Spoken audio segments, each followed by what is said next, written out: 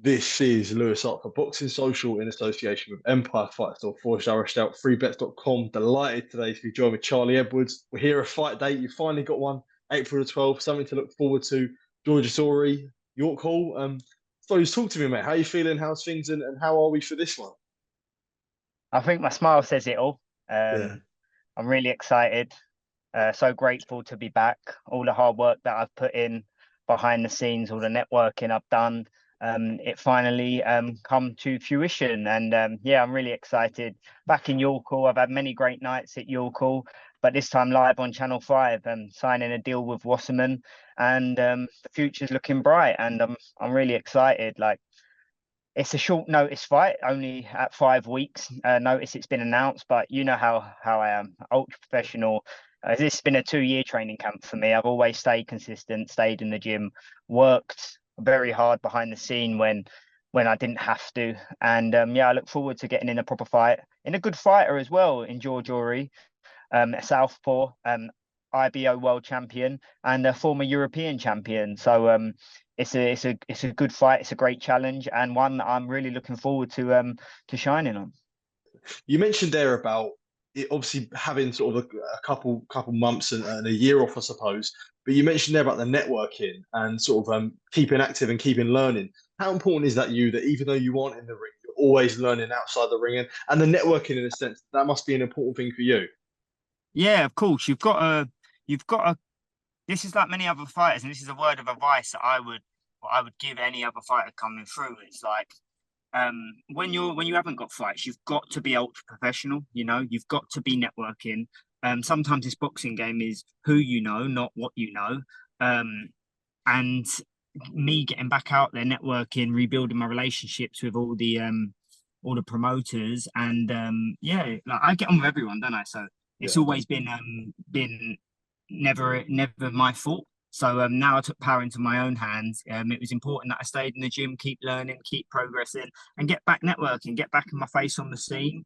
And yeah, I done all that, and now managing myself, it's something that I had to do. But I would highly advise other fighters to always be networking. Like I said, it's who you know, and it's prevailed, and now we're here, and all the future is very bright. I was just going to go on to that point as well. There, you said you're managing yourself now and looking after your own career. Is that an important thing that now you feel like you've had enough experience through different managers or different promoters, whether good or bad, that you know that you can create you are your own boss in a sense. You haven't got anyone else calling the shots, really. Yeah, 100%. I think I've learned through my career. I've been with great managers and not so great managers, and I learned the highs and the lows and the mistakes I made, and I'm putting it into fruition now. And yeah, I think it was beneficial for me to go on my own, with the name that I have, with the accolades that I have, and now it's time to put the old chapter to bed, and now it's the start of the new chapter where I am managing myself, and like actions speak louder than words, and the actions that I've put in and sorted out has brought me what I am now with Wasserman fighting live on national telly on Channel 5, and to bring a world title, a legit world title, back to Channel 5 is the dream. And we start on the 12th of April with Georges Ory in a great fight. But yeah, I think it is the best decision I ever made. I had to I had to learn the trade. I've been pro now coming up 10 years. So I think I've done my stint in the pro game. So it was just the right move for me and my team. And I've got very good people behind the scenes around me as well, who I can ask for advice from and stuff. So it's all systems go my end. And it was the best decision I made. Yeah. You said that now signing with Wasserman and may the previous years that you've had may be really frustrating for you now, but do you feel like you've turned a corner and it's big fights only from now on? You know what? I feel like, and it might sound mad, but I feel like this is God's plan. I feel like I had to go through that kind of journey. I feel like I had to go through the hardships, being on top of the world, fighting all over Sky Sports, winning world titles. I had to hit rock bottom to really find myself, really question myself and harden me up to push me through the hard times, to stay believing in myself and to keep improving and staying consistent because I feel like it was a test for me. And now where I am now with Wasserman, I feel like I'm at the right place at the right time. Wasserman are putting on many good shows live on Channel 5. They stick with the Zone as well. And there's options to fight across platforms too, in big potential fights. And there's some massive things in the pipeline. Nissa and Kelly are really, really up for the journey as well. And they're pushing me and they believe in me most and foremost. They believe in me and they're giving me a plan and an activity. And I'm going to be very active over the next 18 months. And it's something that many fighters don't get no more. You mentioned there about the past couple of years and having to hit rock bottom, and it's obviously documented of how difficult that was for you. But how much was that hard to accept when you said that you've gone from fighting on pay-per-views, on Sky Sports, or massive fights, to then sort of having to almost feel like you had nothing again? Was that, how hard was that to deal with and to sort of pick yourself back up again? Very, very, very hard, but very humbling at the same time. It's character building, and in this life, no matter what job, what career, what avenue you go from, it's not all sunshine and rainbows. Let's be real. You've got to go through hard turmoil stages and stages where you feel like you can't get out. At stages, I felt like I was just, that picture where it's just like someone at the bottom of a hole and they're trying to dig and they can't get nowhere. And it felt like I was Yeah. really in the deep end, and it questioned my character many times. I was on my knees driving the car, and in tears and crying, but I didn't let it break me. I made it toughen me up. I've got a good team around me who was there for me through my hardest times, and you know, we're here now, and the future is looking very bright, and I'm really excited about it, and I'm really, really grateful to be back on the stage, on the scene, where I belong, and all the hard work. I'm looking forward to showcasing that and being in proper fights, 10-round fights where I want to be, live on TV with a great promotion backing me. The world's my oyster all over again. Just to touch on there, you talked about it, about humbling and having humbling experiences. Do you feel like the humbling experience is something that almost everyone needs in life, where you're getting tested in all different left, rights, and centers, and it makes you appreciate what you have around you? Would you say? Exactly that. 100%. It makes you question things, makes you question the realness of life, the realness of people. It makes you soul search and go inward and really question everything that you can do. And it also comes down to how bad do you really want it. And when you look at it in a perspective of, yeah, it's a shit time, everything's negative right now. But if you can find the positive light in your mind to tell yourself, do you know what? I'm getting put this because my dreams and my beliefs and what I want to achieve are even bigger than they were before. Maybe if I had gone straight into that before, I wouldn't have been ready. But now, with the character building, the mindset, the strengthening, the hardening that I've had to go through with all the shit, it's made me a different person. It's made me a different character. And I wouldn't change anything right now. I believe I'm on the right path at the right time. And it's my time now to take over. And we start that on April the 12th. Absolutely. And I suppose you now said about the team around you, obviously teaming up with a new team with Stephen Smith and obviously the Smiths around him. How good do you feel that has been for you with Stephen, who's he's coming through as a trainer, but he's obviously got you guys now, and shit clear to show that his experience is pushing through the fighters that he's got. Yeah. It's great, like I said, right place, right time. I've had to go through the shit and the turmoil to get me to where I am today. And I might not have been with my team now if I hadn't. So I'm very grateful of the team I've got around me. Swifty and Stephen Smith is a great, unbelievable coach. We've gelled great and we're working on things, and we're the way his mind works with game plans and stuff, and knowing the actual boxing game through and through, and know where he went wrong in his career and how he was overtrained, and we're doing things in a smart and correct way now.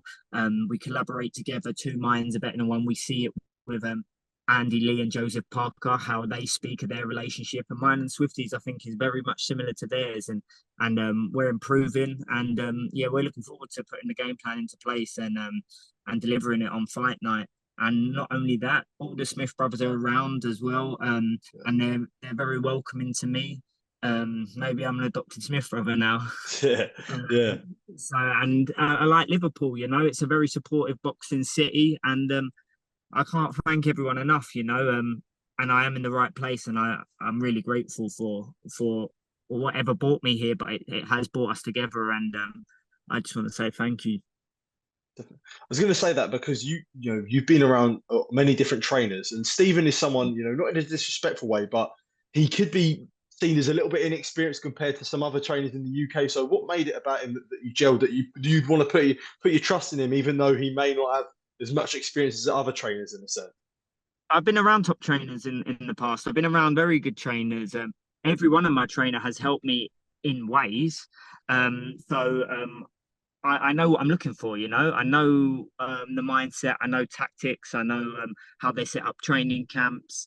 And I believe Stephen, he's younger, he's only recently been retired, but he's had all the experience of the big nights, probably more experience than people actually realize and know. Like, he's traveled around to all the biggest fight nights with his brothers. He's been in the biggest fights around the world. He's well traveled. He's been in the boxing scene for many of years in gyms with other world champions and been a part of their camps and sparring and stuff like that. So he's probably had more experience than most of the top coaches out there. Do you know what I mean? So Yeah.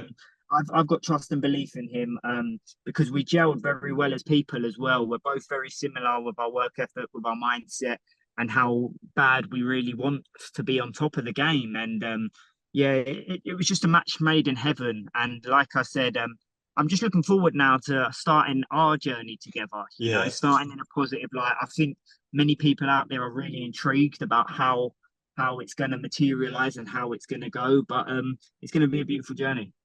I was going to say that about that journey. Say you do win a world title, you've done it with Stephen, and whether that be Stephen's first world title as a trainer, something special about that you can share Coach that of the bond year, that you've that'll done. be then, won't it? Yeah, Straight in.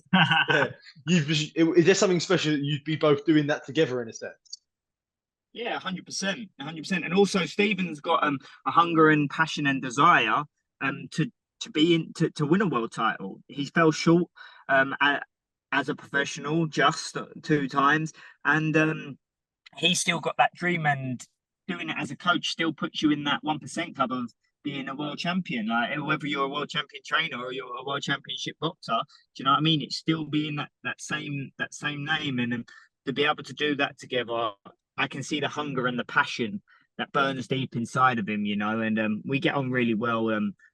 Before we're really good friends as well, and I've never experienced this sort of bond with a coach ever.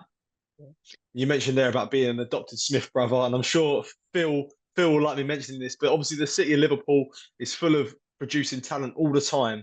Yeah. We did see Nick Ball this weekend, very, very unlucky not to win a world title. Yeah. But you've been around the city with fellow Scousers and people around there. What do you think it is about the city that constantly produces such great talent through boxing? Must be something in the water. Yeah, clearly. I don't know. It's always been a boxing city. Always has been. I've been up here before. A lot of great talents are coming out of here. And yeah, like, boxing's booming right now in the Northwest, and there's a lot of lighter weight divisions as well. People floating around who are very good talent. So the sparring's going to be great. It's just a good city. It's got good people in.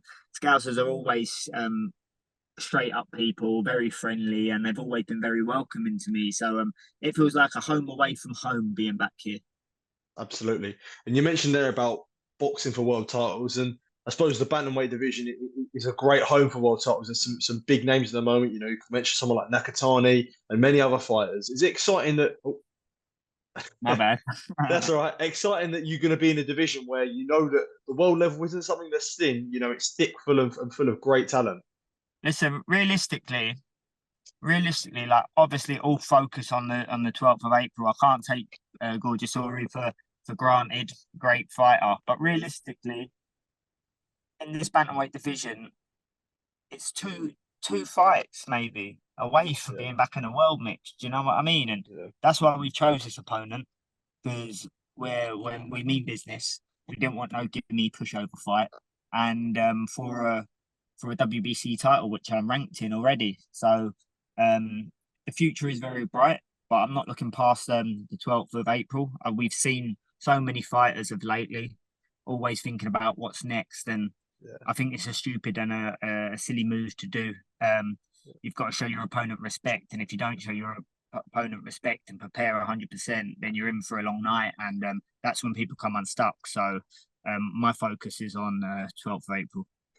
I was going to say that is there always an importance to yourself that these fights are the most dangerous ones because they are of what could be next. Yeah. And, you know, I'm not just sure. So you have to focus the dangers on Georges Ory because the big dangers may not, you know, are really about the mental focus about what's next. So would you 100%. sort of further relay that? 100%. So many people nowadays are looking past people, and that is when the upsets are coming. And I sit there and watch, and I've never been one to look past anyone. You know, this is a dangerous game. We're getting in the ring, 10 rounds of legit world level boxing. Anything can happen.